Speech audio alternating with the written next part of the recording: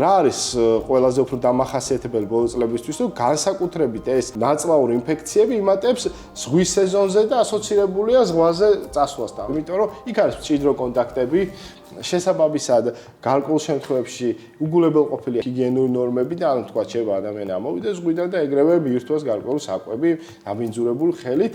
ასევე იქ არსებული საკვები რამდენად სწორად არის შენახული, ესეც გარკვეულ შემთხვევებში ასე თქვა კითხვის ნიშნის ქვეშ არის. აქედან გამომდინარე ეს ფაქტორები ყველაფერი, ანუ ჰიგიენური ნორმები, მჭიდრო კონტაქტები და ადვილად გადადება ინფექციის და პლუს პროდუქტების შენახვის, ასე თქვა, წესების უგულებელყოფა და დარღვევა, აი ეს ყველაფერი ქმნის კარგ გარემოს იმისთვის, რომ თქვა ზაფხულის პერიოდში კონდეს უფრო მეტი ნაწლავური ინფექცია, ვიდრე ეს არის სხვა სეზონებზე. ასე დროს ყველაზე უფრო ხშირად ვითარდება დეჰიდრატაცია, გაუწყლოება, ანუ როდესაც ადამიანის ორგანიზმი კარგავს დიდი რაოდენობით სითხეს და თქვა მინერალებს. დეჰიდრატაციის მიზეზი გარდა თქვა ნაწლავური ინფექციისა შეიძლება იყოს მაღალი ტემპერატურა, მზის ასე თქვა პირდაპირი მოქმედება და ასე შემდეგ და ასე შემდეგ. ამიტომ აუცილებლად უნდა მივიღოთ დიდი რაოდენობით სითხე,